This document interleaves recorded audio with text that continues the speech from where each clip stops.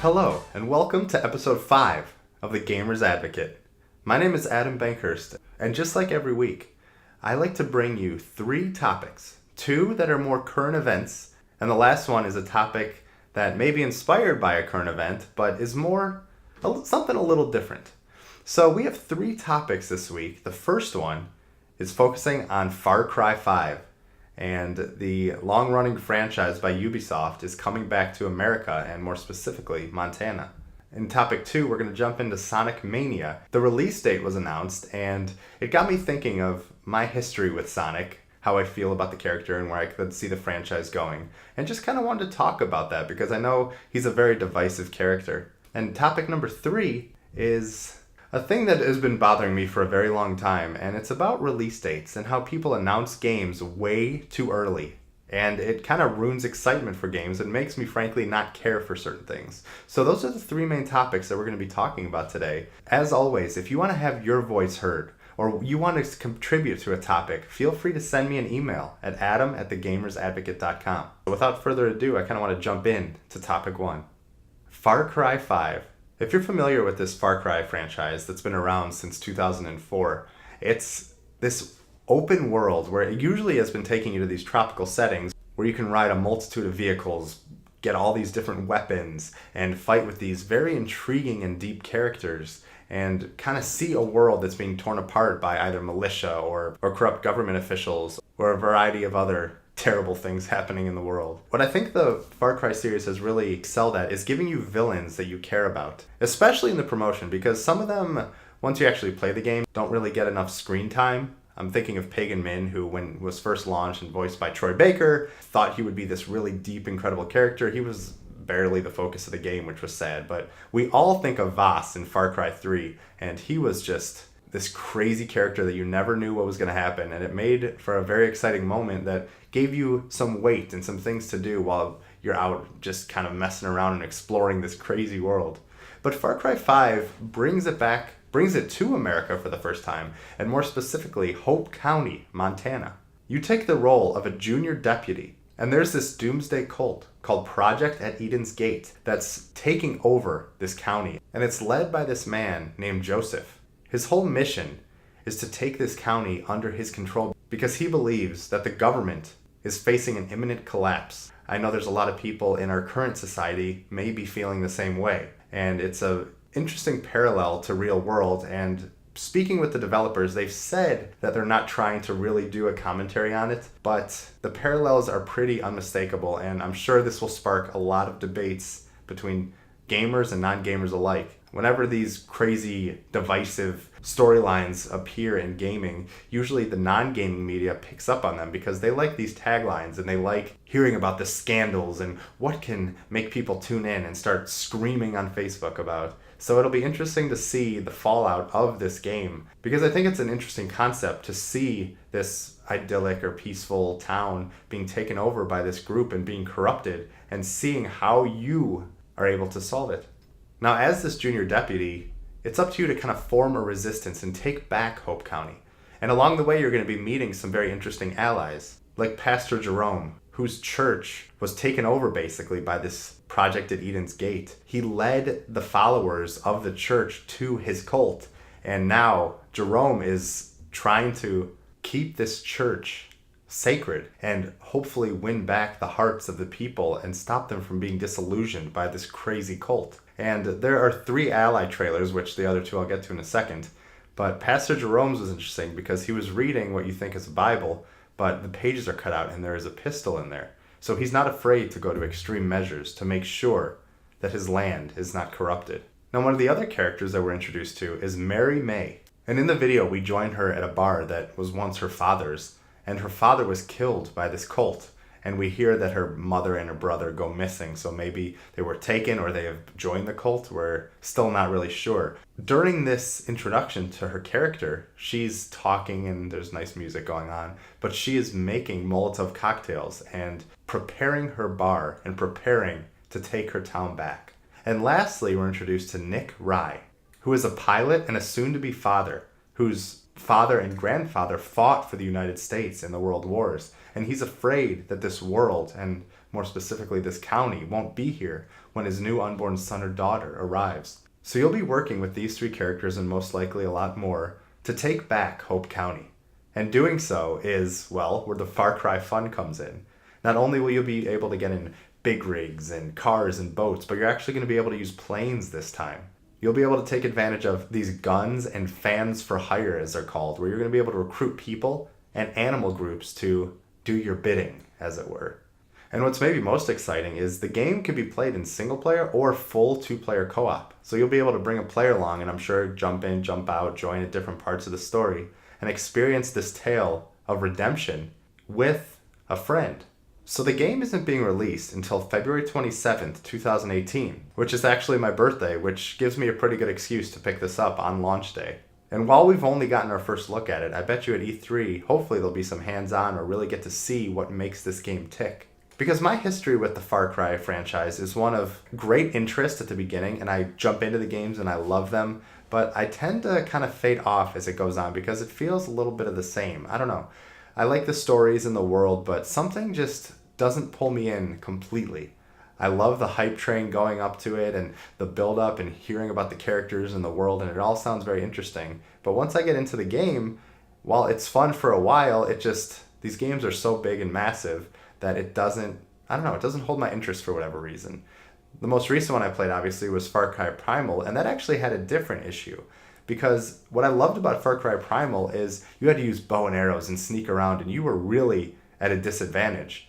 But after a while, you get pretty powerful, and that tension and fear kind of goes away, and then it actually felt like the other Far Cry games to a point. So I like the stories, but I've actually not completed one in ever, probably. And I would love to do that because I like these games, but as I've said in previous shows, I love playing new things and there's new things coming out all the time and my interest gets ping-ponged very, very easily. But this looks interesting. I like the take on it. I mean, I like the real world ties, vaguely or otherwise, that kind of ground it in reality and make you think, because that's what I look for in games. I love stories that challenge your perception or challenge your point of view, and I hope they really dive into this and aren't afraid to tackle some sad, scary subjects. So we'll see what happens with Far Cry 5, but I'm curious, are you interested in Far Cry? What is your history with the franchise? Will you be jumping into Hope County and trying to take back what is rightfully yours once this launches on February 27th? Let me know below, and who knows, maybe one day we'll be playing co-op together. And that's Far Cry 5.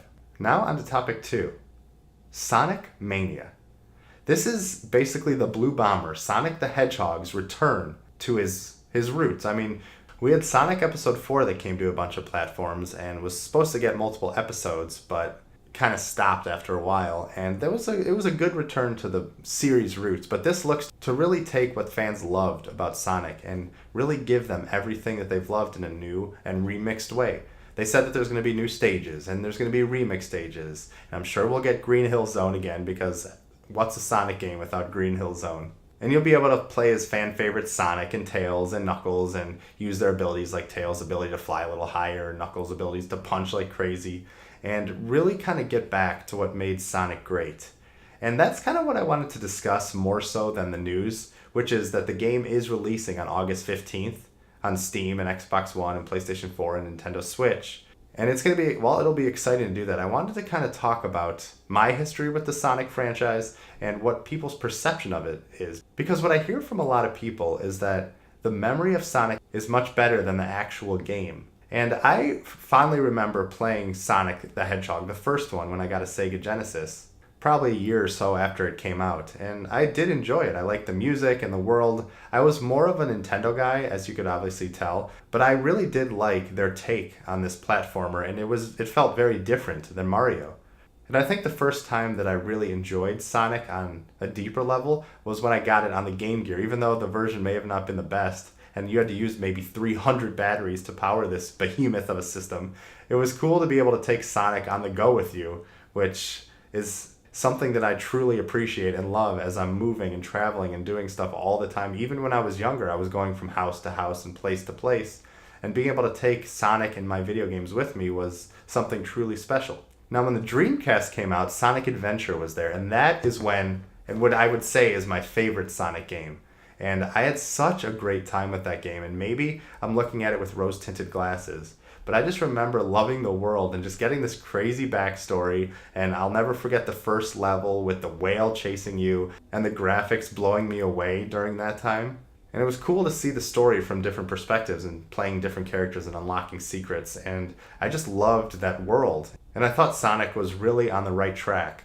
But then Sonic Adventure 2 came out, and there were Sonic Colors and one where he became a werewolf, and I just fell off the franchise. And I've always meant to get back, and I played a little bit of Sonic Generations, and I saw potential there. And there was some fun because they were mixing what people loved about the new games and the old games, and were trying to trim out the stuff that they didn't really like. And that's why Sonic Forces has me somewhat excited. I wasn't blown away by the first footage shown, but I like the fact that they're letting you play as the different eras and feeding into that nostalgia, which I think is Sonic's strongest ally, because a lot of people remember him fondly, even though the games may not hold up as well, and though you were going fast, you were stopping and running into walls all the time.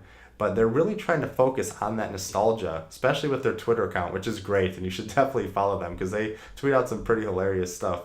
But Sonic Forces is going to allow you, like in Generations, to play as modern Sonic, as classic Sonic, and also as a character you create.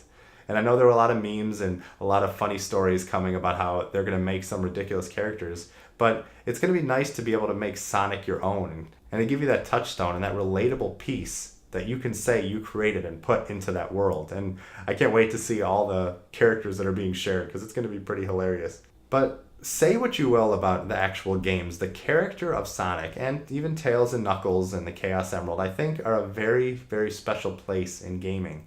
And as we've seen, they've come into Smash Brothers, which was a great addition. And they're a part of the Mario and Sonic Olympics. And I think he is an important character that I would really hate to see die because he's a very important part of history. He comes from a time when games were still in their infancy, and Mario and Sonic were fighting for their supremacy, and there was a battle going on, a Sega kid or a Nintendo kid, and who would be the winner? And I would hate to see that being lost, especially in an age where games are being remastered and movies are being rebooted in all sorts of ways. There's certain characters that I think deserve a place alongside the greats, and I think Sonic is one of them, and I appreciate them for continuing to try and make it better. And though we've had to deal with a lot of terrible games, sooner or later I feel like they'll find that right balance and hopefully bring them back to a game that is worthy of discussion and a lot of excitement and fun. And what I would love to see out of a game is bring back those story elements. Let you see games from different perspectives. Don't try and get too fancy with all these crazy levels that may look cool on paper but just feel very rigid and not very fluid. It has to feel, you want to get that sense of speed. That's what makes Sonic so great. It can't come at the expense of messing up and just ruining your momentum and everything. But first we get Sonic Mania. And when that launches on August 15th, we'll get to see what people really think about those classic games because this was built with that in mind. Sonic Forces is coming out later 2017, so we're going to get 2 fixes of Sonic, and hopefully they're good ones. But my friends, that remains to be seen. And hopefully at E3 we get a good look and we'll really be able to see the direction that Sega is taking our favorite blue bomber. And that's all that I'm going to talk about Sonic. Now topic 3 is all about release dates. Release dates, release dates, release dates. This story started when I read a story about Final Fantasy VII and Kingdom Hearts 3, when it was said that these games will release in, quote, the next 3 years or so, unquote. So that's basically putting us at 2020. Now, Final Fantasy VII was announced, the remake was announced in 2015, while Kingdom Hearts 3 was announced in 2013. This is just crazy.